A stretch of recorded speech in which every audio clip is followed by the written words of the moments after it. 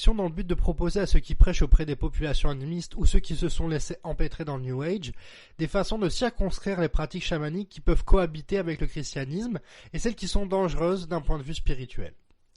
Pour commencer, les questions essentielles sont celles-ci. Qu'est-ce qui attire un homme dans les pratiques chamaniques ? Quelles pratiques de culture chamanique sont artistiques, lesquelles sont religieuses, lesquelles sont politiques ou éducatives ?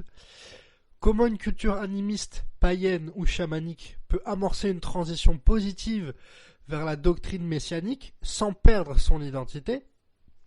Est-ce que les pratiques religieuses que je rencontre ont pour but d'être en harmonie, en bonne santé, plus proche du Créateur, de son prochain ?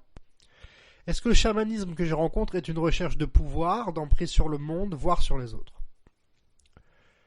Mon message s'adresse en particulier aux cultures qui ont une conception du grand esprit père de toutes choses. C'est une idée qu'on retrouve notamment dans certaines cultures amérindiennes ou africaines. Là où le bas blesse, c'est que de nombreuses de ces cultures traditionnelles ne s'adressent pas à ce grand esprit dominant sur toute chose, mais à des sous-esprits ou sous-divinités, allant jusqu'à croire que le Créateur ne s'intéresse plus à eux. Ils croient donc devoir commercer avec des sous-esprits. Pour les chrétiens, c'est aussi accepter que dans certaines cultures païennes, il a existé une mémoire de Dieu tout-puissant, issue de la famille de Noé, mais qu'elle a été modifiée par la culture orale, la compromission mystique et le temps qui a déformé la mémoire des communautés. Après avoir observé et étudié, je peux dire avec sincérité qu'une partie des pratiques culturelles du chamanisme ne sont pas à l'encontre de la vision christique. Les voici. La recherche de l'harmonie, la recherche d'une bonne santé, d'un corps sain, la recherche qui a pour objectif de s'aligner avec la voie divine qui est reflétée dans une partie de la nature, notamment la conception de prendre lors des échanges dans la nature, une cueillette en exemple, la volonté d'exorciser les mauvais esprits, esprits de luxure, de dispute, de colère, de haine, de mensonge, de paresse, la connaissance de l'environnement naturel, de l'histoire et du patrimoine de la région d'habitat, la diffusion et transmission des pratiques culturelles de façon intergénérationnelle, les parents et grands-parents sont à respecter. La création d'événements dans la communauté pour resserrer les liens familiaux, notamment le fait de réunir la famille autour d'un malade pour lui prouver l'amour qu'on a pour lui et son importance dans la communauté. La valorisation et la protection du vivant. Les offrandes au grand esprit, correspondantes avec ce qu'on pouvait faire dans l'Ancien Testament avec les encens ou des offrandes animales. Cela excluant les sacrifices humains ou une adoration mensongère envers le Créateur, bien sûr. La Bible nous expose clairement que Dieu veut surtout des cœurs et des esprits qu'il aime et le prient en vérité plutôt que des sacrifices d'animaux. Et pour finir, le respect du voyageur et des étrangers lors d'un passage parmi nous. Tandis que d'autres pratiques amènent clairement, selon la Bible, à être maudits, s'éloigner de Dieu ou perdre des bénédictions divines. Les pratiques délétères sont donc celles-ci. Le culte des ancêtres, où les anciens sont divinisés et où l'on commence à adorer les morts, au lieu du Dieu vivant. L'invocation des morts. Le commerce avec des esprits. La magie. Les mantiques. Le culte aux arbres ou le culte des pierres. La sorcellerie. Le sacrifice à des esprits, à des démons, le fait de maudire quelqu'un à travers son regard, sa parole, son esprit, sa volonté ou un geste, l'impudicité sexuelle et l'inceste. Voici donc pour les interdits.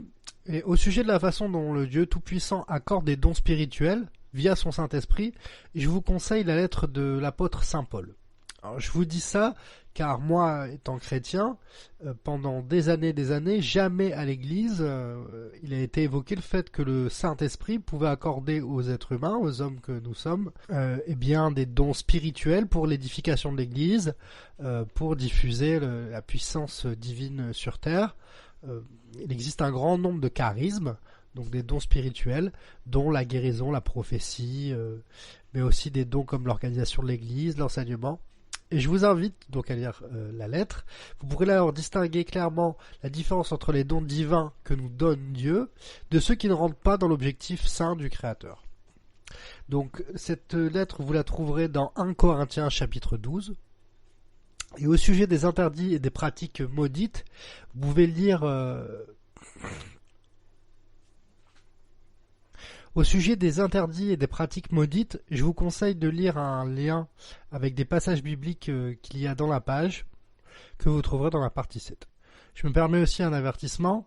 Je me dois par honnêteté intellectuelle de vous avertir du danger de pseudo-philosophes français qui croient avoir compris une once de théologie sans avoir vécu des miracles chrétiens ou des rites chamaniques, notamment les théories fallacieuses d'un certain Michel Onfray, qui prétend que le christianisme serait un chamanisme solaire. Il s'agit d'une profonde inculture étalée comme une science. Lors d'une étude claire de la Bible et des sociétés à culte solaire, vous voyez une différence marquée, tellement marquée qu'il semble impossible pour quelqu'un ayant une once d'intelligence de croire qu'il y aurait un lien entre le culte du soleil formellement interdit chez les judéo-chrétiens et la sainte doctrine du Christ. C'est une confusion sur le sens de ce qu'est la lumière du soleil et la lumière divine, et aussi ce qu'est le soleil de justice qui vient sauver l'humanité et le soleil au sens strict. Lorsque la Bible parle de lumière et du soleil de justice, la lumière qui est nommée est une lumière métaphysique, basée sur l'amour du prochain, la grâce divine, et non pas une lumière qui serait astrale ou matérielle, et qui est uniquement celle qu'émet le soleil. Toutefois, cela n'exclut pas le fait que Dieu puisse utiliser la lumière du soleil pour créer une auréole autour d'un saint ou lui donner une luminosité particulière, que nous retrouvons dans l'iconographie des saints et dans la peinture des saints.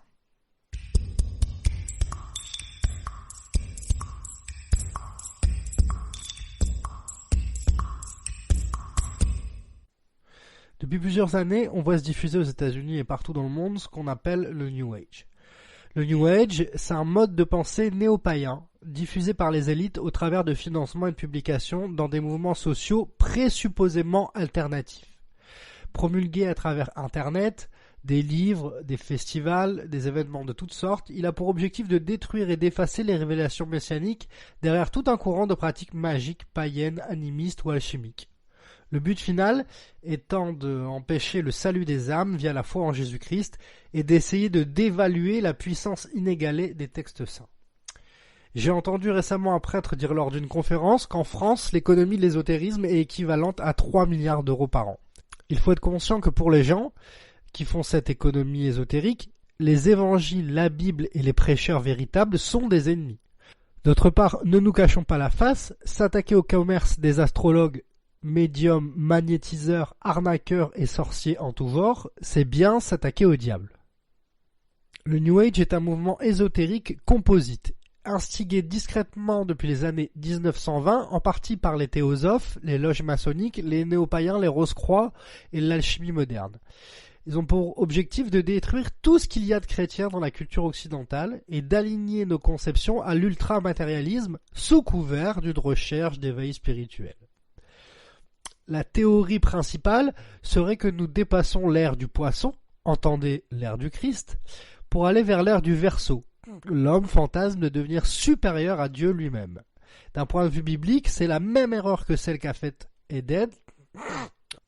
D'un point de vue biblique, c'est la même erreur que celle faite en Éden, quand le serpent fait croire à Ève qu'en mangeant la pomme, ils deviendront des dieux, alors que c'est ainsi qu'ils deviennent mortels et sont exclus de l'Éden. Au sortir de cette nouvelle religion satanique d'un pseudo-New Age, nous avons le point de vue chrétien et prophétique. Nous nous approchons des révélations où tous les secrets sont révélés, avant l'arrivée de l'Antéchrist et le retour du Christ. L'homme doit choisir en conscience entre le Dieu d'amour ou le diable instigateur du mensonge. Origine et historique du New Age. Ce mouvement est une conception occidentale de la spiritualité qui est née dans les années 1920-1930, impulsée par les théosophes. Si la théosophie, dans son essence millénaire, était une recherche de la sagesse divine, la société théosophique créée au XIXe siècle impulsa le New Age, elle, et par contre, un ensemble de personnes pratiquant l'ésotérisme et dont les instigateurs furent francs-maçons et satanistes. James Santucci, en 1987, et Jean-Louis Simmons ont publié le résultat de leurs recherches portant sur cet emploi dans l'Antiquité tardive et au Moyen-Âge. De ces travaux, il ressort que Porphyre, au IIIe siècle, philosophe néoplatonicien d'origine syrienne, aurait été le premier à introduire le terme théosophia, le théosophe étant pour lui un être idéal, unissant en lui-même la qualité d'un philosophe, d'un artiste et d'un prêtre du plus haut niveau. Cependant, le terme a changé de sens au fur et à mesure des siècles. La théosophie chrétienne s'est approchée de la connaissance des mystères messianiques, avec pour certains des dérives complètes vers la gnose. Puis, vers le XIXe siècle, ce terme a été galvaudé par un ensemble de personnes se donnant le nom de société théosophique. Simplement, ne vous méprenez pas, cette société ne cherchait pas Dieu, mais le pouvoir. Son enseignement consiste en un syncrétisme liant le bouddhisme, l'hindouisme, l'ésotérisme et de manière confuse toutes les autres traditions mystiques. Elle fut fondée à New York le 17 novembre 1875 par Elena Petrovna Blavatsky, ainsi que le colonel Henry Steele Olcott et William Kane Judge. Ces quartiers généraux furent établis en Inde, à Adyar. Les sociologues dénoncent cette pratique théosophique comme un bricolage religieux, un syncrétisme, le flunch des croyances. Derrière donc ce mouvement comparable à un coven de sorciers, nous trouvons un ensemble de gens pratiquant toutes sortes de blasphèmes et de mensonges doctrinales à un niveau honteux. La réalité est telle que la créatrice de ce mouvement, Elena Blavatsky, a tenu des propos dans lesquels elle disait que le diable était pour elle l'entité absolue. Elle fonda d'ailleurs la Blavatsky Lodge et la revue Lucifer. Des personnages avec les mêmes pratiques hérétiques et dramatiques furent même à l'origine de la fondation d'écoles en France et en Europe, comme par exemple son complice Rudolf Steiner. À la découverte de ces quelques informations, vous imaginez bien que derrière ce qui paraît être de sympathiques festivals New Age se trouvent des forces occultes qui n'ont rien de sympathique ou de drôle. Et tenir ce discours de vérité, c'est donc la possibilité de se créer des ennemis parmi tout ce réseau qui gère des écoles, élève des enfants dans le satanisme déguisé en boboïsme, mais c'est surtout obéir à Dieu dans notre rôle d'être une lumière qui éclaire le monde grâce à l'amour et la vérité. Nous avons intérêt à tisser des liens d'amitié avec l'Éternel. Évoquons donc le mensonge organisé. J'imagine que les quelques lignes d'histoire que je partage ici peuvent mettre en colère plein de gens ayant gobé les mensonges du New Age. Mes amis, la colère ne vient pas de la vérité que vous découvrez, mais du sentiment de vous être fait tromper par cette religion déguisée. J'ai moi-même dans ma jeunesse cru trouver une forme de sagesse dans ces mouvements à la recherche d'un pseudo-éveil spirituel. La réalité est tout autre. Nombreuses sont les sectes qui essayent de se déguiser pour travailler à ce que vous vous maudissiez vous-même et vous pousser au péché. Ils veulent vous faire pratiquer des choses interdites par les textes saints. Idolâtrie, vénération des pierres pour la lithothérapie, vénérer des esprits, des arbres, des anges déchus, ingestion de produits psychotropes, mantiques, adoration de la création plutôt que du créateur, théorie Gaïa, etc., etc. Il faut savoir que d'un point de vue mystique ou spirituel, le meilleur moyen de vous soumettre est de vous faire pécher. Car plus vous êtes loin de Dieu, plus vous êtes manipulable et loin de ses grâces et de ses bénédictions. Parmi toutes les manipulations de ces sociétés qui n'ont plus rien de secrète, une mode très répandue est celle de l'ère du Verseau. L'ère du Verseau est l'une des 12 ères astrologiques ou zodiacales déterminées par le phénomène astronomique de la précession des équinoxes. Ce savoir non scientifique, appelé les ères astrologiques, appartiennent au monde de l'astrologie, de l'occultisme et de la théosophie. Elles n'ont pas cours en astronomie, la science de l'étude des astres. Cette théorie fut d'abord développée à la fin du XVIIIe siècle en France chez Delaunay, Volney et Dupuy. Le fantasme principal de ces théories est de dire qu'elles vont supplanter les poissons, entendez là les chrétiens, les élus de Dieu pour la vie éternelle. Vous trouverez derrière la promulgation récente de ces théories de lucifériens avoués des gens comme Rudolf Steiner et Alice Bailey. Cette ère du Verseau, c'est un peu du n'importe quoi, pour ceux qui n'ont pas de connaissances bibliques. Un lien avec le calendrier Maya, une ère transhumaniste, une période éco-matérialiste, une ère de gens aux super pouvoirs mutants qui s'auto-vénèrent, une renaissance des pratiques de sorcellerie anciennes. En somme, une période de chute morale de l'humanité dans des travers comparables qu'avaient les humains avant le déluge. De la théosophie au néo-chamanisme. Le mouvement New Age a ouvert la porte à toutes sortes de pratiques de bricolage et d'anciennes pratiques délétères. Néo-druidisme, kabbale, chimie, sorcellerie, pseudo-bouddhisme, yoga, hindouisme occidentalisé, néo-chamanisme. À partir de là, il s'est passé 3 choses différentes. La valorisation de certaines cultures traditionnelles où on pratique encore le chamanisme. La création d'un néo-chamanisme qui n'a souvent aucune base réelle et qui est un commerce aux dépens des gens qui cherchent du mysticisme. Un commerce entre ce néo-chamanisme et ces cultures où le chamanisme avait une certaine survivance. Il est important de savoir que dans les sociétés traditionnelles où le chamanisme existe encore, ce sont souvent des praticiens portés sur l'argent, qui ont vu dans le néo-chamanisme un bon filon occidental pour ramasser de l'argent, les chamans capitalistes. Du côté du néo-chamanisme, on a vu l'éclosion d'un matérialisme qui n'apporte rien à la réalité spirituelle de l'humanité, un art de la customisation chamanique moderniste. Le prétendant chaman s'achète son livre, son tambour, son costume, se prend un trip à l'ayahuasca acheté sur internet, achète ses pierres et va même jusqu'à payer une petite semaine d'initiation chamanique à 430 € chez l'arnaqueur en vogue du moment. La quasi-totalité de ces gens n'ont jamais ne serait-ce qu'essayé de plonger dans leur propre culture judéo-chrétienne en lisant la Bible et pensent que les 2 fois où ils sont allés à l'église suffit à résumer le message messianique millénaire. Ce qui est cherché là, c'est quelque chose de naturel, de surnaturel même, une communauté à la hippie des 70s, un sens spirituel dans une vie trop rationnelle.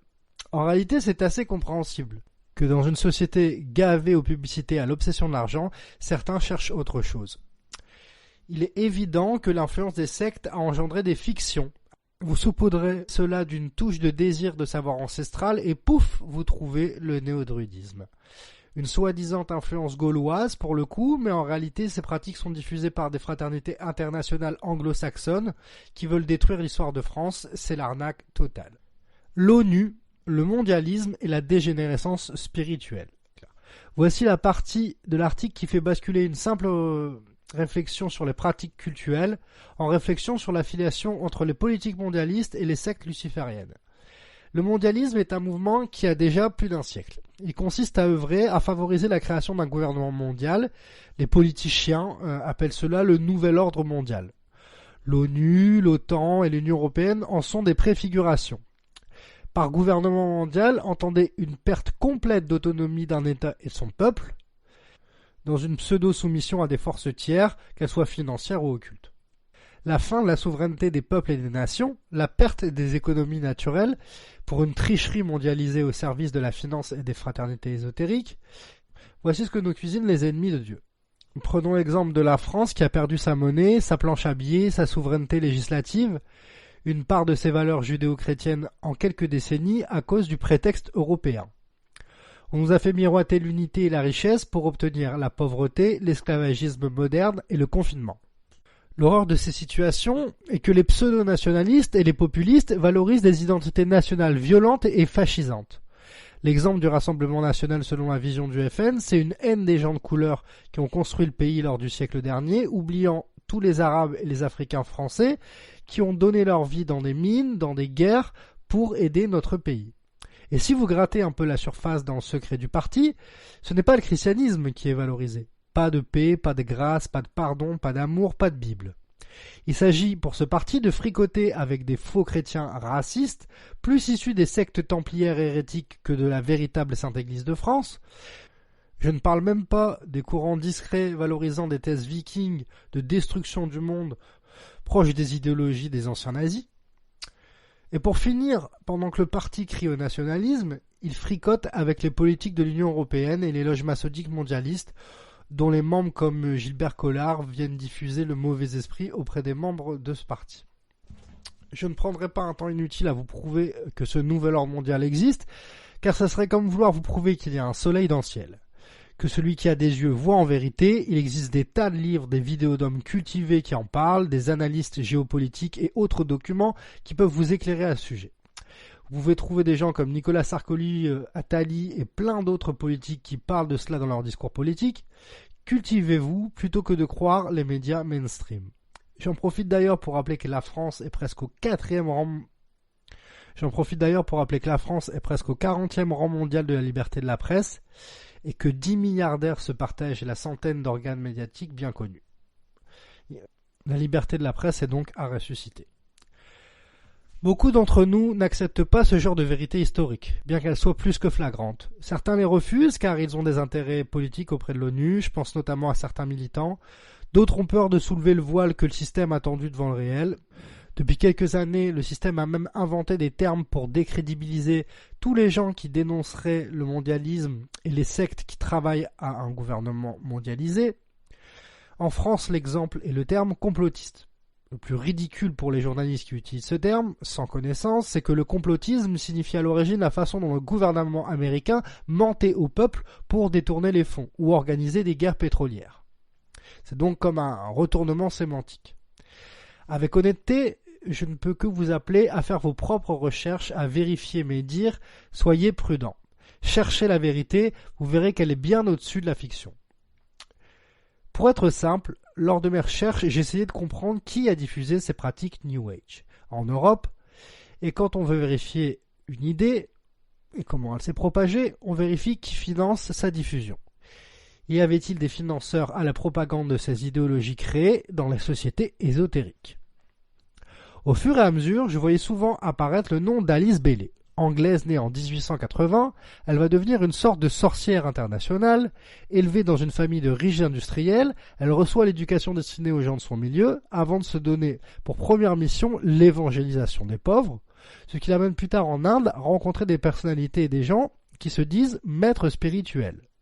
Au lieu d'agir en vrai disciple du Christ et d'avoir comme seul maître Jésus-Christ, elle va commencer à se passionner pour l'ésotérisme et l'occultisme. En 1915, elle entre en contact avec la Société théosophique, dans laquelle elle s'engage activement. Elle va ensuite dire, et peut-être croire, qu'elle entre en contact télépathique avec un Tibétain qui lui dit ce qu'elle doit écrire dans ses livres. À partir de 1922, elle fonde la Lucifer Trust, puis une école spirit. Elle va diffuser ses théories et des grandes invocations partout dans le monde, dont certaines sont reprises dans les événements festivaliers. Pour diminuer la vigilance des gens, sa fondation va prendre le nom de Lucy Trust. Elle va aussi changer le nom de sa maison d'édition. Cette société a créé la Bonne Volonté Mondiale en 1932. Un mouvement mondial qui semble aujourd'hui faire du lobbying auprès de l'ONU. Fréquentant les milieux ésotériques, Alice Bailey et son mari vont donc militer pour le mondialisme. Selon le site officiel de cette organisation, les projets avec l'ONU sont nombreux et ne semblent aucunement être démentis par l'ONU. Le diable se déguise encore une fois en ange de lumière pour emporter les naïfs avec lui dans les feux de l'enfer. Si vous consultez son site, vous verrez un fourbi du n'importe quoi syncrétique. La pitance régulière des ésotéristes. Un mélange de toutes les religions. Le plus grave, c'est que le site dit valoriser la préparation au retour du Christ. Sauf que le site dit que le Christ, le Seigneur Maitreya, l'Imam Mahdi, le Kalki Avatar, le Bodhisattva et plein d'autres figures religieuses sont Jésus, qui revient et qui va régner sur le monde.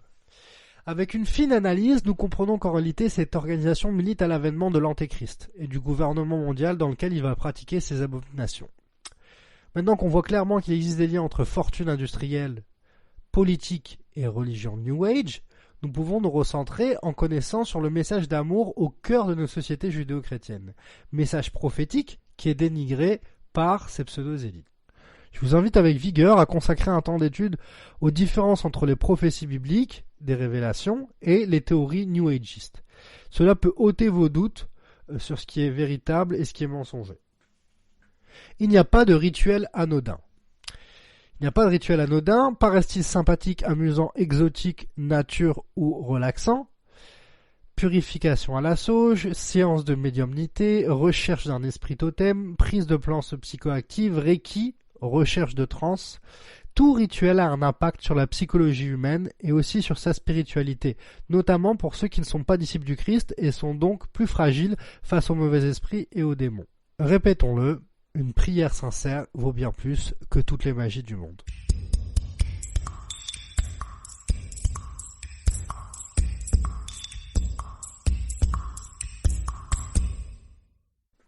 Partie 9. Un homme qui guérit au nom de Dieu guérit gratuitement. Voici l'information séculaire qui m'a valu d'être insulté, maudit et agressé verbalement, notamment dans le milieu New Age, dans Internet. Il est évident que dire à tous les magnétiseurs, guérisseurs, druides modernes, néo-chamans, qu'ils soient des charlatans ou des sorciers véritables, que celui qui a reçu le don de guérison de Dieu ne le commerce pas, cela déclenche des rages et des persécutions immondes.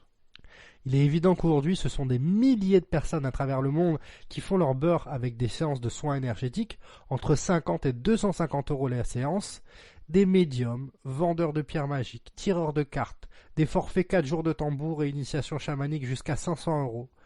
Si vous avez donc l'audace de dire que s'ils avaient des dons de guérison venant de Dieu, ils ne les commerceraient pas, préparez-vous à de nombreuses attaques. Fortifiez-vous et prenez courage. Et pourtant la Bible nous enseigne avec clarté. Je reprends un dialogue entre Saint Pierre et Simon le magicien dans les évangiles.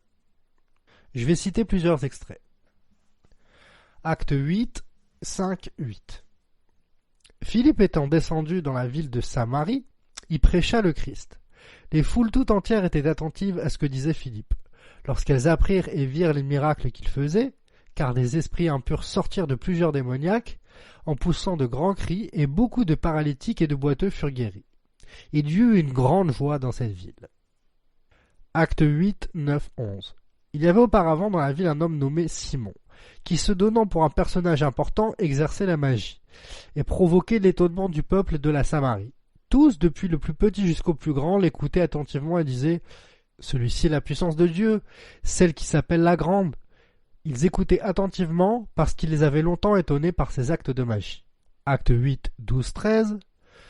Mais quand ils eurent cru à Philippe, qui leur annonçait la bonne nouvelle du royaume de Dieu et du nom de Jésus-Christ, hommes et femmes se firent baptiser. Simon lui-même crut, et après avoir été baptisé, il ne quittait plus Philippe.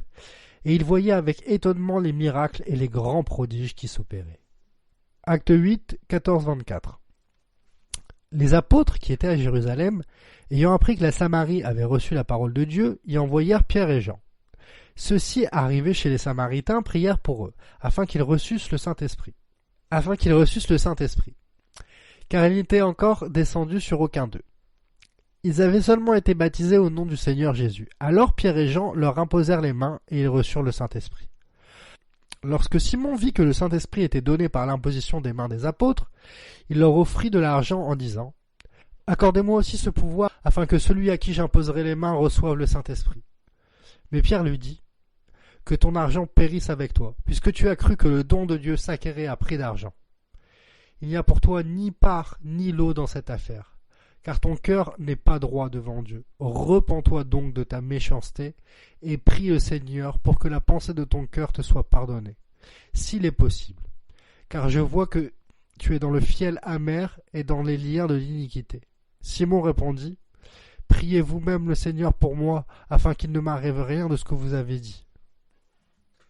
Voici donc avec quelques extraits au sujet de la rencontre entre Saint Pierre et Simon, le magicien, la preuve claire et nette que le soin, le don divin de la guérison qu'ont les apôtres et les saints est gratuit. Et que les magiciens qui veulent commercer le fait de soigner sont des hérétiques sous la malédiction. Je suis tout à fait conscient que j'écris cet article depuis un pays qui a une conception très étroite et dépassée de la médecine, la France étant pour les plus formatés héritière de Descartes. Beaucoup séparent aujourd'hui le corps de l'âme et de l'esprit comme des entités fondamentalement différentes. Alors qu'en réalité, certains écrits font apparaître l'hypothèse que Descartes serait un ésotériste, mystique et rose-croix, très éloigné d'une science pure. Je déplore aussi que depuis l'occupation sous Pétain, l'interdiction de former des herboristes et la création de l'ordre des médecins imposent une vision matérialiste et pro-chimique de la médecine. Je ne parlerai même pas des complicités avec le lobby pharmaceutique, ni des conférences sur le transhumanisme données dans certaines écoles dites supérieures, censées former une pseudo-élite contre les intérêts du peuple. Ces gens veulent vous manipuler ou vous faire croire que parler de guérison miraculeuse et de dons de guérison serait une sorte de folie ou de naïveté. Pourtant, il existe de nombreux miracles enregistrés à travers le monde par des médecins, scientifiques ou même des groupes militaires. Me vient l'exemple en esprit, les corps imputrescibles de certains saints, comme Saint Charbel ou Sainte Bernadette de Soubirous, bien aussi les miracles qui ont apparu dans le ciel lors de l'apparition de Fatima, ou des stigmates étudiés par des médecins. Nous pouvons rappeler que ces corps retrouvés intacts souvent sont des miracles même au niveau scientifique, et personne ne peut donner d'explication, hors l'explication divine. Ainsi, il me semble plus qu'important de considérer que si votre esprit est apte à comprendre que la puissance divine peut offrir à certains hommes le don de soigner son prochain, Cela est offert dans un cadre gratuit, comme le paradis et le don de la vie. Les prophètes, Jésus-Christ Messie, les apôtres, saints et disciples ont toujours soigné de façon gratuite leurs prochains, car ils sont les instruments de la grâce divine et de la sainteté de Dieu. Cela ne veut pas dire que tout ce qui est gratuit est de Dieu, mais lorsque Dieu donne un don de guérison, il le veut gratuit. Le diable peut imiter les miracles divins pour des raisons mauvaises. Cela veut dire qu'une guérison miraculeuse effectuée par un envoyé de Dieu est par essence gratuite. Mais lorsqu'une guérison est miraculeuse et qu'elle est faite via un envoyé de Dieu, dans une essence gratuite et bienveillante, elle est pleine d'amour, à l'image de Dieu. Cependant, il existe des rebouteux qui soignent gratuitement, ou des barreurs de feu.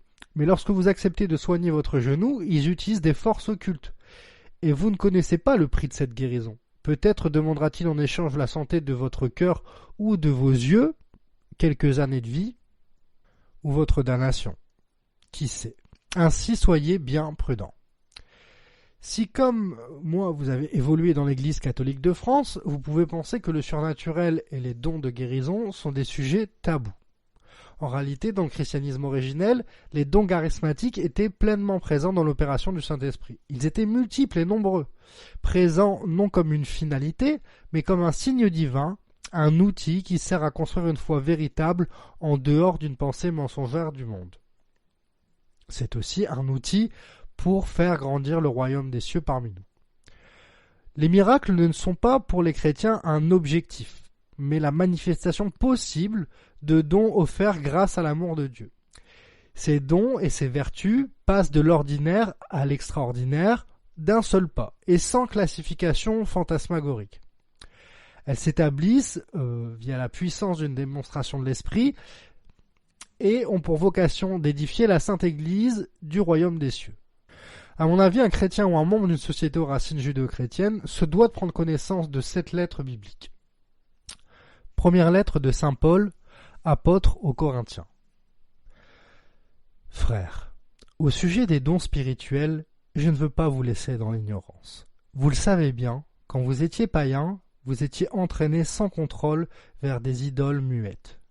C'est pourquoi je vous rappelle, si quelqu'un parle sous l'action de l'Esprit de Dieu, il ne dira jamais « Jésus est anathème ». Et personne n'est capable de dire « Jésus est Seigneur » sinon dans l'Esprit Saint.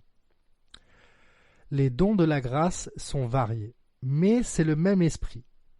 Les services sont variés, mais c'est le même Seigneur. Les activités sont variées, mais c'est le même Dieu qui agit en tout et en tous. À chacun est donnée la manifestation de l'Esprit en vue du bien. À celui-ci est donnée par l'Esprit une parole de sagesse. À un autre une parole de connaissance, selon le même Esprit. À un autre reçoit dans le même Esprit un don de foi. Un autre encore dans l'unique Esprit des dons de guérison. À un autre est donné d'opérer des miracles, à un autre de prophétiser, à un autre de discerner les inspirations, à l'un de parler diverses langues mystérieuses, à l'autre de les interpréter. Mais celui qui agit en tout cela, c'est l'unique et même Esprit. Il distribue ses dons comme il le veut à chacun en particulier. Prenons une comparaison. Le corps ne fait qu'un. Il a pourtant plusieurs membres. Et tous les membres, malgré leur nombre, ne forment qu'un seul corps. Il en est ainsi pour le Christ. C'est dans l'unique esprit, en effet, que nous, tous, juifs ou païens, esclaves ou hommes libres, nous avons été baptisés pour former un seul corps. Tous nous avons été désaltérés par un unique esprit. Le corps humain se compose non pas d'un seul, mais de plusieurs membres. Le pied aura beau dire « je ne suis pas la main », donc je ne fais pas partie du corps, il fait cependant partie du corps. L'oreille aura beau dire « je ne suis pas l'œil », donc je ne fais pas partie du corps, elle fait partie du corps. Si dans le corps il n'y avait que les yeux, comment pourrait-on entendre? S'il n'y avait que les oreilles, comment pourrait-on sentir les odeurs? Mais dans le corps, Dieu a disposé les différents membres comme il l'a voulu. S'il n'y avait en tout qu'un seul membre, comment cela ferait-il un corps? En fait, il y a plusieurs membres et un seul corps. L'œil ne peut pas dire à la main « je n'ai pas besoin de toi ». La tête ne peut pas dire aux pieds « je n'ai pas besoin de vous ». Bien plus, les parties du corps qui paraissent les plus délicates sont les plus indispensables. Et celles qui passent pour moins honorables ce sont elles que nous traitons avec plus d'honneur. Celles qui sont moins décentes, nous les traitons plus décemment. Pour celles qui sont décentes, ce n'est pas nécessaire. Mais en organisant le corps, Dieu a accordé plus d'honneur à ce qui en est dépourvu. Il a voulu ainsi qu'il n'y ait pas de division dans le corps, mais que les différents membres aient tous le souci les uns des autres. Si un seul membre souffre, tous les membres partagent sa souffrance. Si un membre est à l'honneur, tous partagent sa voix. Or, vous êtes corps du Christ. Chacun pour votre part, vous êtes membre de ce corps. Parmi ce que Dieu a placé ainsi dans l'Église, il y a premièrement des apôtres, deuxièmement des prophètes, troisièmement ceux qui sont en charge d'enseigner, ensuite il y a les miracles, les dons de guérison, d'assistance, de gouvernement, le don de parler diverses langues mystérieuses. Tout le monde, évidemment, n'est pas apôtre, tout le monde n'est pas prophète, ni chargé d'enseigner. Tout le monde n'a pas à faire des miracles, à guérir, à dire des paroles mystérieuses ou à les interpréter. Recherchez donc avec ardeur les dons les plus grands, et maintenant je vais vous indiquer le chemin par excellence. Fin de cette lecture. Donc beaucoup de gens se présentent comme des maîtres qui vous ont initié à quelque chose de spirituel, alors que le seul maître spirituel qui a vaincu la mort, le maître du temps, de la paix, de la vie, celui qui a offert une initiation gratuite, foi, baptême, communion, Saint-Esprit, avec un chemin révélé et accessible à tous, c'est Jésus-Christ. Il a tout accompli. Les charismes sont des puissances insufflées par le Saint-Esprit de Dieu. Leur registre touche aussi bien le visible et l'invisible, le régulier et le miraculeux. Nous voyons en exemple dans la lettre biblique que je viens de vous lire, que le don de guérison, d'enseigner, d'assister les gens et de prophétiser sont tous des dons de valeur pour édifier l'Église. Ainsi, les dons n'ont pas besoin d'être systématiques pour former la valeur d'un disciple du Christ. L'Église catholique a longtemps tiré son prestige des saints célèbres qui sont des effusions vivantes de cette puissance christique. Puis, dans les derniers siècles, le relativisme de certains prêtres a désurnaturalisé l'histoire humaine. J'ai pu assister à des réunions dans mon ancien diocèse du Pas-de-Calais où l'on disait que la Genèse était une poésie mystique et que la théorie hérétique de l'évolution serait acceptable. Il me semble même que jamais nous avons lu ensemble cette lettre extraordinaire de saint Paul aux disciples sur les dons spirituels, comme si l'Église voulait cacher le surnaturel des disciples du Christ. J'ai aussi pu assister à des discours ou des vidéos de pasteurs protestants disant que les charismes n'auraient été présents que pour les premiers apôtres, ce qui est absolument faux quand on voit le nombre de saints qui ont fait des miracles jusqu'au XXIe siècle. Nous ne pouvons que répondre à ces prêtres et ces pasteurs, en tout cas ces gens qui se disent prêtres et pasteurs, qu'ils ont la pensée du monde. Ce sont des hommes de peu de foi. Attention, je ne suis pas ici en train de valoriser une église qui serait de l'ordre du spectacle où les manifestations miraculeuses seraient un théâtre pour attirer le public. Je ne valorise pas non plus les églises qui centrent leur évangélisation sur le simple renouveau charismatique. Ce que je dis avec simplicité, c'est que Dieu est le même hier qu'aujourd'hui. Jésus-Christ est le même hier qu'aujourd'hui. Et la puissance du Saint-Esprit est apte à faire les mêmes miracles hier, aujourd'hui et demain. Jésus-Christ lui-même a dit « En vérité, je vous le dis, celui qui croit en moi fera aussi les œuvres que je fais. Il en fera même de plus grandes, parce que je m'en vais au Père. Et tout ce que vous me demanderez, en mon nom, je le ferai, afin que le Père soit glorifié dans le Fils. » Jean 14, 12. Ainsi, en plus des charismes dont dispose l'Église primitive comme la guérison, le don de prophétie, de parler des langues nouvelles ou plusieurs langues, d'organiser une église, d'enseigner, des charismes nouveaux sont apparus au cours de l'histoire.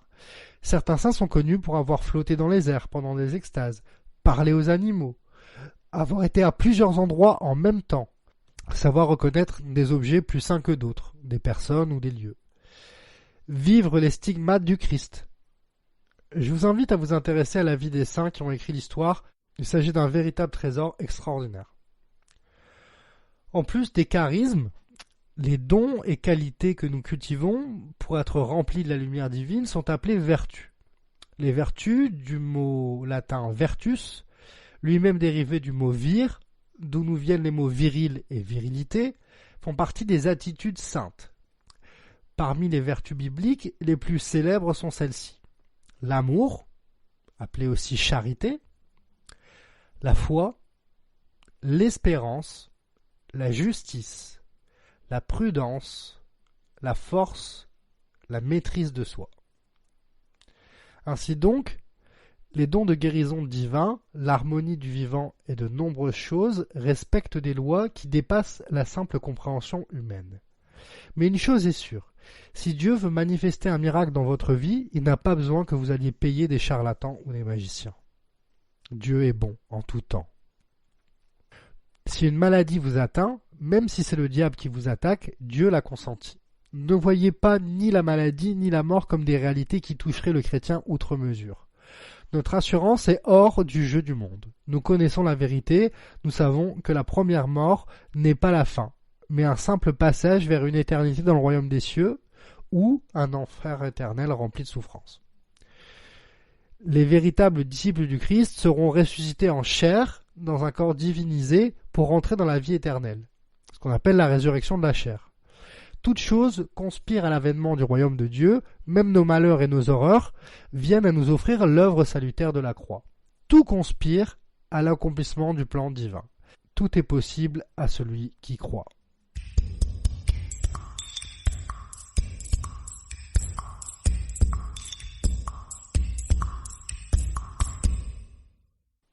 Partie 10. Alors Jésus-Christ est-il le plus grand de tous les chamans ? Venons-en alors à la conclusion de cet article. Nous avons voyagé dans l'histoire, abordé l'anthropologie, débroussaillé les mensonges du modernisme et du scientisme. Abordons maintenant la question théologique qui a engendré cet article. Jésus-Christ est-il le plus grand de tous les chamans ? La réponse à cette question dépend forcément de ce que votre esprit croit être un chaman.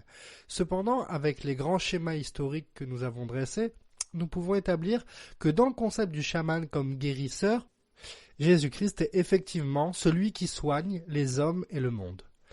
Nous allons voir ensemble des exemples clairs de ces faits. Évacuons déjà une pierre d'achoppement dangereuse.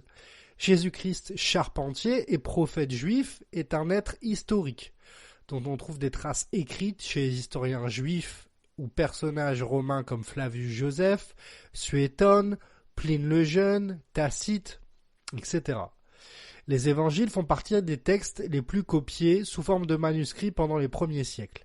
De nombreux historiens athées ou chrétiens attestent en conscience la réalité historique de Jésus, comme avec l'exemple de Bart Ehrman, Gert Lundman, Jean-Christian Petit-Fils, etc.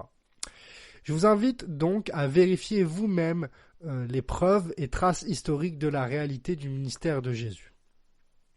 À partir du moment où vous seriez dans une disposition d'esprit qui cherche la vérité, ou si vous croyez à la réalité du monde surnaturel en vous intéressant au chamanisme, nous, disciples du Christ, nous vous invitons à considérer avec la plus grande attention le témoignage des premiers disciples, qui sont inclus dans les évangiles. Nous vous incitons donc à ajouter, en plus de la certitude historique de l'existence de Jésus, la foi qu'il est le Christ, le oint de Dieu, le Messie de l'humanité. Nous croyons que Jésus-Christ est plus qu'un prophète, un guérisseur, un enseignant. Il est le visage humain de Dieu incarné parmi nous. Nous allons contempler ensemble toute la puissance de Jésus-Christ, puis conclure sur la terminologie exacte qui convient à un roi tel que lui. Voici des actions qui correspondent et même dépassent largement le cadre qu'on attribuait aux chamans dans les sociétés animistes. Jésus pardonne les péchés. Un jour que Jésus enseignait, il y avait dans l'assistance des pharisiens, des docteurs de la loi, venus de tous les villages de Galilée et de Judée, ainsi que de Jérusalem. Et la puissance du Seigneur était à l'œuvre pour lui faire opérer des guérisons. Arrivent des gens, portant sur une civière un homme qui était paralysé. Ils cherchaient à le faire entrer pour le placer devant Jésus. Mais ne voyant pas comment faire à cause de la foule, ils montèrent sur le toit, écartèrent les tuiles et firent descendre avec sa civière en plein milieu devant Jésus. Voyant leur foi, il dit « Homme, tes péchés te sont pardonnés. » Les scribes et les pharisiens se mettent à raisonner. « Mais qui est-il celui-là ? Il dit des blasphèmes. Qui donc peut pardonner les péchés sinon Dieu seul ?» Mais Jésus, saisissant leurs pensées, leur répondit « Pourquoi ces pensées dans vos cœurs ? Qu'est-ce qu'il est plus facile de dire ? Tes péchés te sont pardonnés ? Ou lève-toi et marche. Eh bien, afin que vous sachiez que le Fils de l'homme a autorité sur la terre pour pardonner les péchés, Jésus s'adressa à celui qui était paralysé. « Je te le dis, lève-toi, prends ta civière et retourne dans ta maison. » À l'instant même, celui-ci se releva devant eux, il prit ce qui lui servait de lit et s'en alla dans sa maison en rendant gloire à Dieu. Tous furent saisis de stupeur et ils rendaient gloire à Dieu. Remplis de crainte, ils disaient « Nous avons vu des choses extraordinaires aujourd'hui. » Luc, chapitre 5, versets 17 à 26. Jésus-Christ est aussi celui qui soigne avec l'argile. Voyons un exemple dans Jean, chapitre 9. Jésus vit un passant, un homme aveugle de naissance. Ses disciples lui firent cette question. « Rabbi, qui a péché, cet homme ou ses parents, pour qu'il soit né aveugle ?» Jésus répondit « Ce n'est pas que lui ou ses parents aient péché, mais c'est afin que les œuvres de Dieu soient manifestées en lui. Il faut que je fasse, tandis qu'il est jour, les œuvres de celui qui m'a envoyé. La nuit vient où personne ne peut travailler. Pendant que je suis dans le monde, je suis la lumière du monde. » Après avoir dit cela, il cracha à terre, et il fit de la boue avec sa salive. Puis il appliqua cette boue sur les yeux de l'aveugle. Il lui dit « Va et lave-toi au réservoir de Siloé », nom qui signifie « envoyé ». Il y alla, se lava, et s'en retourna voyant clair. Ses voisins et ceux qui auparavant l'avaient connu comme un mendiant disaient « Mais n'est-ce pas celui qui se tenait assis et qui mendiait ?» Les uns disaient « Mais si, c'est lui !» D'autres disaient « Non, mais il lui ressemble !» Et lui-même disait « Mais si, c'est moi, c'est moi !» Ils lui dirent donc « Comment tes yeux ont-ils été ouverts ?» Il répondit « L'homme qu'on appelle Jésus a fait de la boue, a oint mes yeux et m'a dit « Va au réservoir de Siloé et lave-toi. » J'y suis allé, je me suis lavé et j'ai recouvré la vue. Mais Jésus-Christ est aussi guérisseur. Voyons l'exemple de Luc chapitre 17. Jésus, Maître, aie pitié de nous. Dès qu'il l'eut vu, il leur dit « Allez vous montrer au sacrificateur. » Et pendant qu'ils y allaient, il arriva qu'ils furent guéris. L'un d'eux, se voyant guéri, revint sur ses pas, glorifiant Dieu à haute voix. Il tomba sur sa face aux pieds de Jésus et lui rendit grâce. C'était un Samaritain. Jésus, prenant la parole, lui dit « Les 10 n'ont-ils pas été guéris? Et les 9 autres, où sont-ils? Ne s'est-il trouvé que cet étranger pour revenir et donner gloire à Dieu? » Puis il lui dit « Lève-toi, va, ta foi t'a sauvé. » Ensuite, Jésus-Christ aussi attise la foi. Nous voyons un exemple dans Matthieu chapitre 8, verset 5. Alors que Jésus entrait dans Capernaum, un officier romain l'aborda et le supplia. Il disait « Seigneur, mon serviteur est couché à la maison, atteint de paralysie, et il souffre beaucoup. » Jésus lui dit « J'irai et je le guérirai. » L'officier répondit « Seigneur, je ne suis pas digne que tu entres sous mon toit, mais dis seulement un mot et mon serviteur sera guéri. En effet, moi aussi je suis un homme soumis à des supérieurs, j'ai des soldats sous mes ordres. Et je dis à l'un « Pars » et il part, à un autre « Viens » et il vient, et à mon esclave « Fais ceci » et il le fait. Après l'avoir entendu, Jésus fut dans l'admiration, et il dit à ceux qui le suivaient « Je vous le dis en vérité, même en Israël, je n'ai pas trouvé une aussi grande foi. Or, je vous le déclare, beaucoup viendront de l'Est et de l'Ouest et seront à table avec Abraham, Isaac et Jacob dans le royaume des cieux. Mais ceux à qui le royaume était destiné seront jetés dans les ténèbres extérieures, où il y aura des pleurs et des grincements de dents. » Puis Jésus dit à l'officier « Vas-y, sois traité conformément à ta foi. » Et au moment même, le serviteur fut guéri. Voyons ici la capacité de Jésus-Christ à fertiliser un lieu. Dans Luc chapitre 5, versets 1 à 11. Un jour, Jésus était au bord du lac de Génésareth, et la foule se presse autour de lui pour écouter la parole de Dieu. Il voit 2 barques qui se trouvent au bord du lac. Les pêcheurs en sont descendus et lavent leurs filets. Jésus monte dans une des barques qui appartient à Simon, et il lui demande « Écarte-toi un peu du rivage ». Puis il s'assoit, et de la barque il enseigne les foules. Quand il a fini de parler, il dit à Simon « Avance au large, puis toi et tes compagnons, jetez vos filets pour la pêche. » Simon lui répond « Maître, nous avons essayé de pêcher toute la nuit sans rien prendre, mais sur ta parole je vais jeter les filets. » Et le faisant, ils prennent une telle quantité de poissons que leurs filets vont se déchirer. Ils font signe à leurs compagnons de l'autre barque de venir les aider. Ceux-ci viennent et ils remplissent les 2 barques à tel point qu'elles s'enfoncent dans l'eau. À cette vue, Simon-Pierre tombe aux genoux de Jésus en disant « Éloigne-toi de moi, Seigneur, car je suis un homme pécheur. » En effet, une grande crainte le saisit, lui et tous ceux qui sont avec lui, devant la quantité de poissons qu'ils ont pêchés. Jacques et Jean, les amis de Simon, sont eux aussi dans la crainte.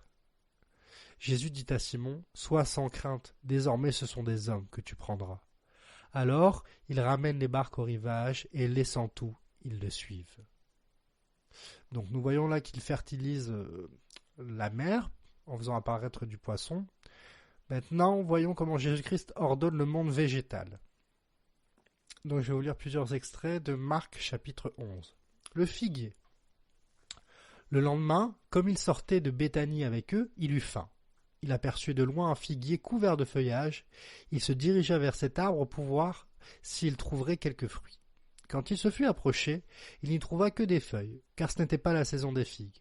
S'adressant alors au figuier, il lui dit « Que plus jamais personne ne mange de fruits venant de toi. » Et ses disciples l'entendirent. Jésus dans le temple. Ils arrivèrent à Jérusalem, Jésus entra dans la cour du temple et se mit à en chasser les marchands qui étaient installés dans l'enceinte sacrée, ainsi que leurs clients. Il renversa les comptoirs des changeurs d'argent, ainsi que les chaises des marchands de pigeons. Il ne laissa personne transporter de marchandises dans l'enceinte du temple. Puis, s'adressant à tous, il les enseigna en disant « N'est-il pas écrit « On appellera ma maison une maison de prière pour tous les peuples, mais vous, vous en avez fait une caverne de brigands. » Les chefs des prêtres et les spécialistes de la loi apprirent ce qui s'était passé et ils cherchèrent un moyen de le faire mourir. En effet, ils craignaient son influence, car son enseignement faisait une vive impression sur la foule. Le soir venu, Jésus et ses disciples quittèrent la ville. La leçon du figuier desséché. Le lendemain matin, en passant par là, ils virent le figuier. Il avait séché jusqu'aux racines. Pierre se souvenait de ce qu'il s'était passé et il dit à Jésus « Maître, regarde, le figuier que tu as maudit, il est devenu tout sec. » Jésus répondit « Ayez foi en Dieu. Vraiment, je vous l'assure, si quelqu'un dit à cette colline « Soulève-toi de là et jette-toi dans la mer », sans douter dans son cœur, mais en croyant que ce qu'il dit va se réaliser, la chose s'accomplira pour lui. C'est pourquoi je vous le déclare, tout ce que vous demandez dans vos prières, croyez que vous l'avez reçu, et cela vous sera accordé. Quand vous priez, si vous avez quoi que ce soit contre quelqu'un, pardonnez-lui, pour que votre Père céleste vous pardonne lui aussi vos fautes. Mais si vous ne pardonnez pas, votre Père qui est dans les cieux ne vous pardonnera pas. Ensuite, Jésus-Christ a une capacité d'être à plusieurs endroits en même temps. Pour ce don, je ne vais pas citer de versets qui constituent l'attestation du don d'ubiquité, car ils sont nombreux et demandent une étude de texte poussée. Pour résumer, Jésus-Christ semble plusieurs fois, avant et après sa résurrection, disparaître et apparaître à un moment opportun, parfois dans des endroits éloignés par la distance physique. Dans le sens théologique, d'ailleurs, Jésus-Christ, après l'ascension, habite d'une part le royaume des cieux, mais aussi, de façon spirituelle, dans ses disciples qui vivent sur terre. Il règne partout, dans plusieurs dimensions en même temps. Jésus-Christ est aussi bien sûr un enseignant. Donc regardons l'exemple dans Luc chapitre 2. Or l'enfant croissait et se fortifiait. Il était rempli de sagesse, et la grâce de Dieu était sur lui. Les parents de Jésus allaient chaque année à Jérusalem à la fête de la Pâque. Puis, quand les jours furent écoulés et qu'ils s'en retournèrent, l'enfant Jésus resta à Jérusalem. Son père et sa mère ne s'en aperçurent pas. Croyant qu'il était avec leurs compagnons de voyage, ils firent une journée de chemin et le cherchèrent parmi les parents et leurs connaissances. Mais ne l'ayant pas trouvé, ils retournèrent à Jérusalem pour le chercher. Au bout de 3 jours, ils le trouvèrent dans le temple, assis au milieu des docteurs, les écoutant et les interrogeant. Tous ceux qui l'entendaient étaient frappés de son intelligence et de ses réponses. Quand ses parents le virent, ils furent saisis d'étonnement, et sa mère lui dit « Mon enfant, pourquoi tu agis de la sorte avec nous? Voici ton père et moi, nous te cherchons avec angoisse. » Il leur dit « Pourquoi me cherchiez-vous? Ne saviez-vous pas qu'il faut que je m'occupe des affaires de mon père ?» Mais ils ne comprirent pas ce qu'il leur disait. Puis il descendit avec eux pour aller à Nazareth, et il leur était soumis. Sa mère gardait toutes ces choses dans son cœur, et Jésus croissait en sagesse, en stature et en grâce, devant Dieu et devant les hommes. Bien sûr, Jésus-Christ prophétise. Luc chapitre 4. En ces temps-là, lorsque Jésus, dans la puissance de l'Esprit, revint en Galilée, sa renommée se répandit dans toute la région. Il enseignait dans les synagogues, et tout le monde faisait son éloge. Il vint à Nazareth, où il avait été élevé. Selon son habitude, il entra dans la synagogue le jour du Shabbat, et il se leva pour faire la lecture. On lui remit le livre du prophète Ésaïe.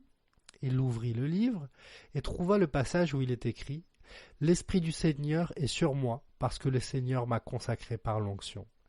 Il m'a envoyé porter la bonne nouvelle aux pauvres, annoncer aux captifs leur libération, et aux aveugles qu'ils retrouveront la vue, remettre en liberté les opprimés, annoncer une année favorable accordée par le Seigneur. » Jésus referma le livre, le rendit aux servants et s'assit. Tous dans la synagogue avaient les yeux fixés sur lui. Alors il se mit à leur dire « Aujourd'hui s'accomplit ce passage de l'Écriture que vous venez d'entendre. » Tous lui rendaient témoignage et s'étonnaient des paroles de grâce qui sortaient de sa bouche. Lisons un autre passage dans Matthieu chapitre 24. Jésus était sorti du temple et s'en allait. Lorsque ses disciples s'approchèrent pour lui faire remarquer les constructions du temple, alors prenant la parole, il leur dit « Vous voyez tout cela, n'est-ce pas ? Amen, je vous le dis, il ne restera pas ici une pierre sur une pierre, tout sera détruit. » Puis, comme il s'était assis au mont des Oliviers, les disciples s'approchèrent de lui à l'écart pour lui demander « Dis-nous, quand cela arrivera ? Et quel sera le signe de ta venue et de la fin du monde ?» Jésus leur répondit « Prenez garde à ce que personne ne vous égare, car beaucoup viendront sous mon nom et diront « C'est moi le Christ ». Alors ils égareront bien des gens. Vous allez entendre parler de guerre et de rumeurs de guerre. Faites attention. Ne vous laissez pas effrayer, car il faut que cela arrive, mais ce n'est pas encore la fin. On se dressera nation contre nation, royaume contre royaume. Il y aura en divers lieux des famines et des tremblements de terre. Or, tout cela n'est que le commencement des douleurs de l'enfantement. Alors vous serez livrés à la détresse, on vous tuera, vous serez détestés de toutes les nations à cause de mon nom. Alors ce sera pour beaucoup une occasion de chute. Ils se livreront les uns les autres, se détesteront les uns les autres. Beaucoup de faux prophètes se lèveront et ils égareront bien des gens. À cause de l'ampleur du mal, la charité de la plupart des hommes se sera refroidie. Mais celui qui aura persévéré jusqu'à la fin, celui-là sera sauvé. Et cet évangile du royaume sera proclamé dans le monde entier. Il y aura là un témoignage pour toutes les nations, alors viendra la fin. Lorsque vous verrez l'abomination de la désolation installée dans le lieu saint, comme l'a dit le prophète Daniel, que le lecteur comprenne. Maintenant, voyons un extrait qui nous montre que Jésus-Christ sait où trouver les choses. Dans Matthieu chapitre 17. Lorsqu'ils arrivèrent à Capharnaüm, ceux qui percevaient les 2 drachmes s'adressèrent à Pierre et lui dirent « Votre maître ne paie-t-il pas les 2 drachmes ?» « Oui, dit-il. » Et quand il fut rentré dans la maison, Jésus le prévint et dit « Que te semble, Simon ? Les rois de la terre, de qui perçoivent-ils des tributs ou des impôts ? De leurs fils ou des étrangers ?» Il lui dit « Des étrangers. » Et Jésus répondit « Les fils en sont donc exempts. Mais pour ne pas les scandaliser, va à la mer, jette l'hameçon, et tire le premier poisson qui viendra. Ouvre-lui la bouche, et tu trouveras un statère, une pièce de monnaie. Prends-la, et donne-leur pour moi et pour toi. » Mais Jésus-Christ est aussi bien sûr l'exorcisme par excellence. Lisons le chapitre 5 de l'évangile de Marc.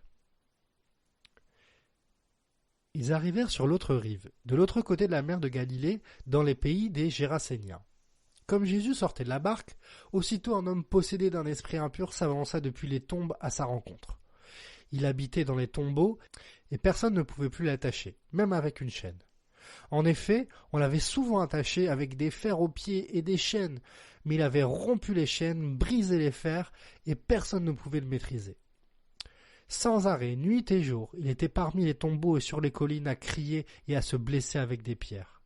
Voyant Jésus de loin, il accourut, il se prosterna devant lui et cria d'une voix forte « Que me veux-tu, Jésus, fils du Dieu très haut? Je t'adjure par Dieu, ne me tourmente pas. » Jésus lui disait en effet, « Esprit impur, sors de cet homme. » Et il lui demandait, « Quel est ton nom ?» L'homme lui dit, « Mon nom est Légion, car nous sommes beaucoup. » Et il suppliait Jésus, avec insistance, de ne pas le chasser en dehors du pays. Or il y avait là, à côté de la colline, un grand troupeau de porcs qui cherchait sa nourriture. Alors les esprits impurs supplièrent Jésus, « Envoie-nous vers ces porcs, et nous rentrerons en eux. » Il le leur permit. Ils sortirent alors de l'homme et entrèrent dans les porcs. Du haut de la falaise, le troupeau se précipitait dans la mer. Il y avait environ 2000 porcs, et ils se noyaient dans la mer. Ceux qui les gardaient prirent la fuite, ils annoncèrent la nouvelle dans la ville et dans la campagne, et les gens vinrent voir ce qui s'était passé. Ils arrivèrent auprès de Jésus, ils voient le possédé assis, habillé et revenu à la raison. Lui qui avait eu la légion de démons, et ils furent saisis de crainte. Ceux qui avaient vu tout cela leur racontèrent l'histoire du possédé et de ce qui était arrivé au port. Alors ils se mirent à supplier Jésus-Christ de quitter leur territoire. Comme Jésus remontait dans la barque, le possédé le suppliait de pouvoir être avec lui. Il n'y consentit pas, mais il lui dit « Rentre à la maison auprès des tiens, annonce-leur tout ce que le Seigneur a fait pour toi dans sa miséricorde. » Alors l'homme s'en alla. Il se mit à proclamer dans la région de la Décapole ce que Jésus avait fait pour lui. Et tout le monde était dans l'admiration. Ensuite, nous voyons un passage où Jésus-Christ surpasse la nature. Donc il y a un passage dans Matthieu et un passage dans Marc. Chapitre 14, Matthieu. Aussitôt Jésus obligea les disciples à monter dans la barque et à le précéder sur l'autre rive, pendant qu'il renverrait les foules. Quand il les eut renvoyés, il gravit la montagne à l'écart pour prier. Le soir venu, il était là, seul. La barque était déjà à une bonne distance de la terre. Elle était battue par les vagues, car le vent était contraire. Vers la fin de la nuit, Jésus vint vers eux en marchant sur la mer. En le voyant marcher sur la mer, les disciples furent bouleversés. Ils dirent « C'est un fantôme !» Pris de peur, ils se mirent à crier. Mais aussitôt Jésus leur parla « Confiance, c'est moi, n'ayez plus peur. » Pierre prit alors la parole. « Seigneur, si c'est bien toi, ordonne-moi de venir vers toi sur les eaux. » Jésus lui dit « Viens. » Pierre descendit de la barque et marcha sur les eaux pour aller vers Jésus. Mais voyant la force du vent, il eut peur. Et comme il commença à s'enfoncer, il cria « Seigneur, sauve-moi » Aussitôt Jésus étendit la main, il le saisit et il lui dit « Homme de peu de foi, pourquoi as-tu douté ?» Et quand ils furent montés dans la barque, le vent tomba. Alors ceux qui étaient dans la barque se prosternèrent devant lui et lui dirent « Vraiment, tu es le Fils de Dieu. » Ensuite, dans Marc, chapitre 4. Ce jour-là, le soir venu, il dit à ses disciples « Passons sur l'autre rive. » Quittant la foule, ils emmenèrent Jésus. Comme il était dans la barque et d'autres barques l'accompagnaient, survient une violente tempête. Les vagues se jetaient sur la barque, si bien que déjà elle se remplissait. Lui dormait sur le coussin à l'arrière. Les disciples le réveillèrent et lui disent « Maître, nous sommes perdus, cela ne te fait rien. » Réveillé, il menaça le vent et dit à la mer « Silence, tais-toi !» Le vent tomba et se fit comme un grand calme. Jésus leur dit « Mais pourquoi êtes-vous si craintifs? N'avez-vous pas encore la foi ?» Saisis d'une grande crainte, ils se disaient entre eux « Mais qui est-il donc, celui-ci, pour que même le vent et la mer lui obéissent ?» Voyons un passage au sujet du fait que Jésus-Christ ressuscite les morts. Dans Jean chapitre 11. Il y avait un homme malade, c'était Lazare de Béthanie, le village de Marie et de sa sœur Marthe. Marie était celle qui versa du parfum sur les pieds du Seigneur et qui les essuyait avec ses cheveux. C'était son frère Lazare qui était malade. Les sœurs envoyèrent dire à Jésus « Seigneur, celui que tu aimes est malade. » À cette nouvelle, Jésus dit « Cette maladie n'aboutira pas à la mort, mais elle servira à la gloire de Dieu, afin qu'à travers elle, la gloire du Fils de Dieu soit révélée. » Or Jésus aimait Marthe, sa sœur, et Lazare. Quand il lui apprit que Lazare était malade, il resta encore 2 jours à l'endroit où il était, puis il dit aux disciples « Retournons en Judée. » Les disciples lui dirent « Maître, tout récemment, les Juifs qui cherchaient à te lapider, et tu retournes là-bas ?» Jésus répondit « N'y a-t-il pas 12 heures de jour? Si quelqu'un marche pendant le jour, il ne trébuche pas, parce qu'il voit la lumière de ce monde. Mais quelqu'un qui marche pendant la nuit, il trébuche, parce que la lumière n'est pas en lui. Après ces paroles, il leur dit, « Notre ami Lazare s'est endormi, mais je vais aller le réveiller. » Les disciples lui dirent, « Seigneur, s'il est endormi, il sera guéri. » En fait, Jésus parlait de la mort de Lazare, mais ils crurent qu'il parlait de l'assoupissement du sommeil. Jésus leur dit alors ouvertement, « Lazare est mort, et à cause de vous, afin que vous croyiez, je me réjouis de ce que je n'étais pas là. Mais allons vers lui. » Là-dessus, Thomas, appelé Didyme, dit aux autres disciples, « Allons-y nous aussi afin de mourir avec lui. » À son arrivée, Jésus trouva que Lazare était depuis 4 jours déjà dans le tombeau. Béthanie était près de Jérusalem, à moins de 3 kilomètres, et beaucoup de Juifs étaient venus chez Marthe et Marie pour les consoler de la mort de leur frère. Lorsque Marthe apprit que Jésus arrivait, elle alla à sa rencontre, tandis que Marie restait assise dans la maison. Marthe dit à Jésus, « Seigneur, si tu avais été ici, mon frère ne serait pas mort. Cependant, même maintenant, je sais que tout ce que tu demanderas à Dieu, Dieu te l'accordera. » Jésus lui dit, « Ton frère ressuscitera. » « Je sais, lui répondit Marthe, qu'il ressuscitera lors de la résurrection le dernier jour. » Jésus lui dit, « C'est moi qui suis la résurrection et la vie. Celui qui croit en moi vivra, même s'il meurt, et toute personne qui vit et croit en moi ne mourra jamais. Crois-tu en cela ?» Elle lui dit, « Oui, Seigneur, je crois que tu es le Messie, le Fils de Dieu, qui devait venir dans le monde. » Après avoir dit cela, elle alla appeler secrètement sa sœur Marie en lui disant, « Le Maître est ici et te demande. » À ces mots, Marie se leva, sans attendre, et alla vers lui. Jésus n'était pas encore entré dans le village, mais il était à l'endroit où Marthe l'avait rencontré. Les Juifs qui étaient avec Marie dans la maison et qui la consolaient la virent se lever soudain et sortir. Ils la suivirent en disant « Elle va au tombeau pour y pleurer. » Marie arriva à l'endroit où était Jésus. Quand elle le vit, elle tomba à ses pieds et lui dit « Seigneur, si tu avais été ici, mon frère ne serait pas mort. » En la voyant pleurer, elle et les Juifs venus avec elle, Jésus fut profondément indigné et bouleversé. Il dit, « Où l'avez-vous mis ?» « Seigneur, lui répondit-on, viens et tu verras. » Jésus pleura. Les Juifs dirent alors, « Voyez comme il l'aimait. » Et quelques-uns d'entre eux dirent, « Lui qui a ouvert les yeux des aveugles, ne pouvait-il pas aussi faire en sorte que cet homme ne meure pas ?» Jésus, de nouveau profondément indigné, se rendit au tombeau. C'était une grotte. Une pierre fermait l'entrée. Jésus dit « Enlevez la pierre !» Marthe, la sœur du mort, lui dit « Seigneur, il sent déjà, car il y a 4 jours qu'il est là. » Jésus lui dit « Ne t'ai-je pas dit que si tu crois, tu verras la gloire de Dieu ?» Ils enlevèrent donc la pierre de l'endroit où le mort avait été déposé. Jésus leva alors les yeux et dit « Père, je te remercie de ce que tu m'as écouté. Pour ma part, je savais que tu m'écoutes toujours, mais j'ai parlé à cause de la foule qui m'entoure, afin qu'ils croient que c'est toi qui m'as envoyé. » Après avoir dit cela, il cria d'une voix forte « Lazare, sors !» Et le mort sortit, les pieds et les mains attachés par des bandelettes et le visage enveloppé d'un linge. Jésus leur dit « Détachez-le et laissez-le s'en aller. » Beaucoup de Juifs qui étaient venus auprès de Marie et qui virent ce que Jésus avait fait crurent en lui. Mais quelques-uns d'entre eux allèrent trouver les pharisiens et racontèrent ce que Jésus avait fait. Lisons maintenant un passage qui montre que Jésus-Christ lui-même est ressuscité d'entre les morts. Donc le premier passage c'est dans Jean chapitre 20. Le premier jour de la semaine, Marie de Magdala se rendit au sépulcre dès le matin. Comme il faisait encore obscur, et elle vit que la pierre était ôtée du sépulcre, elle courut vers Simon-Pierre et vers l'autre disciple que Jésus aimait, et leur dit « Ils ont enlevé du sépulcre le Seigneur, et nous ne savons où il a été mis. » Pierre et l'autre disciple sortirent et allèrent au sépulcre.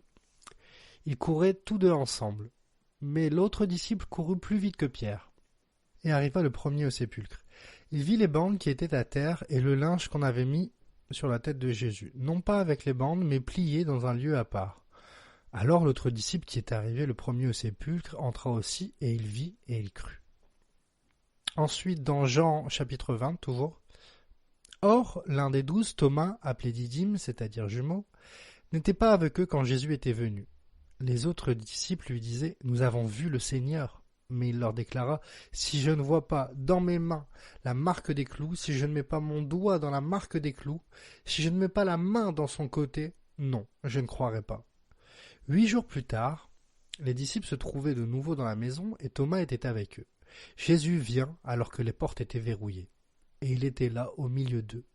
Il dit « La paix soit avec vous. » Puis il dit à Thomas, « Avance ton doigt ici, et vois mes mains. Avance ta main, et mets-la dans mon côté. Cesse d'être incrédule, et sois croyant. » Alors Thomas lui dit, « Mon Seigneur et mon Dieu. » Jésus lui dit, « Parce que tu m'as vu, tu crois. Heureux ceux qui croient sans avoir vu. » Maintenant, voyons comment Jésus-Christ a réconcilié l'humanité avec Dieu via la grâce, a ouvert la porte de l'éternité, nous rendant immortels. Lisons plusieurs extraits. Éphésiens chapitre 2. Et de les réconcilier l'un et l'autre en un seul corps, avec Dieu, par la croix, en détruisant par elle l'inimitié. Ensuite, dans 2 Corinthiens. Et tout cela vient de Dieu, qui nous a réconciliés avec lui par Christ, et qui nous a donné le ministère de la réconciliation. Car Dieu était en Christ, réconciliant le monde avec lui-même, en n'imputant point aux hommes leur offense. Il a mis en nous la parole de réconciliation. Éphésiens chapitre 2.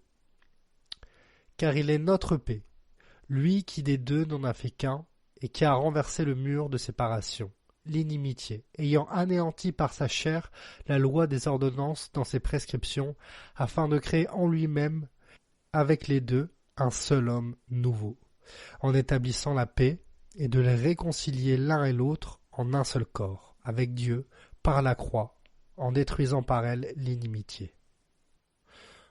Dans Romains chapitre 5. Étant donc justifiés par la foi, nous avons la paix avec Dieu, par notre Seigneur Jésus-Christ. Ensuite Romains chapitre 5 toujours. Car si lorsque nous étions ennemis, nous avons été réconciliés avec Dieu par la mort de son Fils, à plus forte raison, étant réconciliés, serons-nous sauvés par sa vie. Dans Colossiens chapitre 1, il a voulu par lui réconcilier tout avec lui-même, tant ce qui est sur la terre que ce qui est dans les cieux, en faisant la paix par lui, par le sang de sa croix. Ensuite Matthieu chapitre 7. Entrez par la porte étroite, car large est la porte, et spacieux est le chemin qui mène à la perdition, et nombreux sont ceux qui s'y engagent. Car étroite est la porte et resserré est le chemin qui mène à la vie, et peu nombreux sont ceux qui le trouvent. Dans 1 Jean, chapitre 5, Dieu nous a donné la vie éternelle, et cette vie est dans son Fils. Celui qui a le Fils a la vie, celui qui n'a pas le Fils de Dieu n'a pas la vie. Tout cela, je vous l'ai écrit afin que vous sachiez que vous avez la vie éternelle, vous qui croyez au nom du Fils de Dieu. Dans Jean, chapitre 14, Thomas lui dit, « Seigneur, nous ne savons où tu vas, comment pouvons-nous en savoir le chemin ?» Jésus lui dit, « Je suis le chemin, la vérité et la vie. Nul ne vient au Père que par moi. Si vous me connaissiez, vous connaîtriez aussi mon Père. Et dès maintenant, vous le connaissez et vous l'avez vu. » Dans 2 Timothée, chapitre 1, « Et qui a été manifesté maintenant par l'apparition de notre Sauveur Jésus-Christ, qui a détruit la mort et a mis en évidence la vie et l'immortalité par l'Évangile. » Dans 1 Thessaloniciens, chapitre 4. « Car si nous croyons que Jésus est mort et qu'il est ressuscité, croyons aussi que Dieu ramènera par Jésus avec lui ceux qui sont morts. » Dans 2 Corinthiens, chapitre 5, « Si quelqu'un est en Christ, il est une nouvelle créature. Les choses anciennes sont passées. Voici, toutes choses sont devenues nouvelles. » Et je crois, un des passages les plus essentiels est celui qui montre que Jésus-Christ est Yahweh, le Dieu des dieux, le Créateur tout-puissant, celui qui s'est annoncé sur le mont Horeb à Moïse, l'Élohim des Élohim. Donc nombreux sont les détracteurs de la divinité de Jésus-Christ, que ce soit chez les Hébreux, chez les musulmans, dans certaines sectes qui déforment les évangiles, même dans des sectes qui se disent chrétiennes, que ce soit chez les témoins de Jéhovah, les gnostiques, l'arianisme, si vous voulez, chez les athées aussi. Donc je vous appelle à lire la Bible par vous-même, car si Dieu vous touche via le Saint-Esprit, vous comprendrez alors comme l'incarnation a été un des plus grands gestes que Dieu a fait d'humilité et d'amour pour nous. Donc nous lisons dans Ésaïe, chapitre 9, « Car un enfant nous est né, un fils nous est donné, et la domination reposera sur son épaule. On l'appellera l'admirable, conseiller, Dieu puissant, Père éternel, prince de paix. » Nous lisons déjà que dans les anciens prophètes hébreux, le fait que Dieu s'incarne en tant qu'être humain était prévu. Dans Jean chapitre 8, les Juifs lui dirent « Tu n'as pas encore 50 ans et tu as vu Abraham ?» Jésus leur dit « en vérité, je vous le dis, avant qu'Abraham fût, je suis. » Ensuite, dans Jean chapitre 1, « Au commencement était la parole, et la parole était avec Dieu, et la parole était Dieu. Et la parole a été faite chair, et elle habitait parmi nous, pleine de grâce et de vérité. Et nous avons contemplé sa gloire, une gloire comme la gloire du Fils unique venu du Père. Personne n'a jamais vu Dieu. Le Fils unique qui est dans le sein du Père est celui qui l'a fait connaître. » Dans 2 Corinthiens chapitre 4, « Pour les incrédules dont le Dieu de ce siècle a aveuglé l'intelligence, afin qu'ils ne vissent pas briller la splendeur de l'évangile de la gloire de Christ qui est à l'image de Dieu. » Dans Philippiens chapitre 2, « Ayez en vous les sentiments qui étaient en Jésus-Christ, lequel, existant en forme de Dieu, n'a point regardé comme une proie à arracher, d'être égal avec Dieu, mais s'est dépouillé lui-même en prenant une forme de serviteur, en devenant semblable aux hommes et ayant paru comme un simple homme. » Dans Colossiens 1, « Il est l'image du Dieu invisible, le premier-né de toute la création. Car en lui ont été créées toutes les choses qui sont dans les cieux et sur la terre, les visibles comme les invisibles, trône, dignité, domination, autorité. Tout a été créé par lui et pour lui. » Dans Colossiens 2, 9. « Car en lui habite corporellement toute la plénitude de la divinité. » Dans Hébreux 1, 8.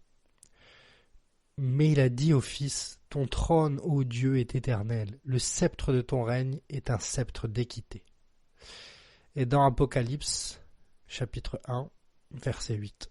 « Je suis l'alpha et l'oméga, dit le Seigneur Dieu, celui qui est, qui était et qui vient, le Tout-Puissant. »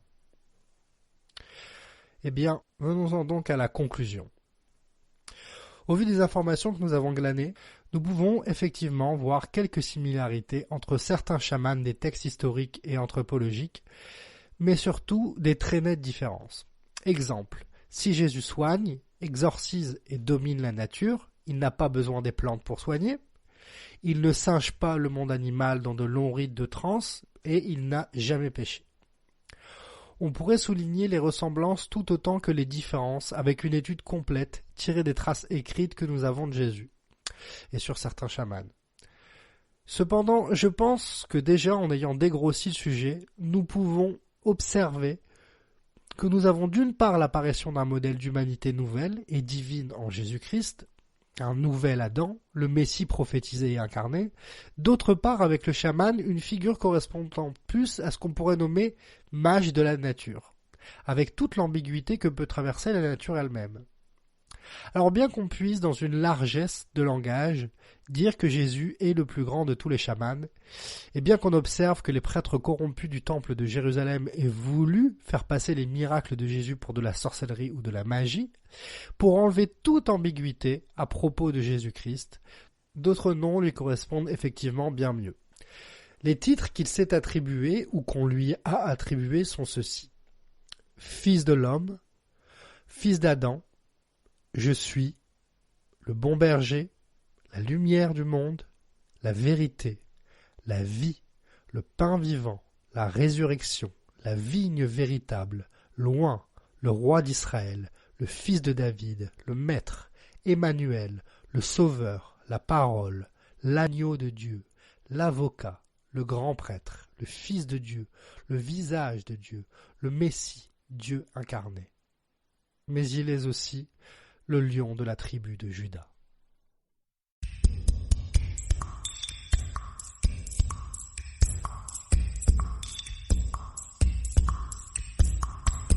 Merci bien pour cette écoute.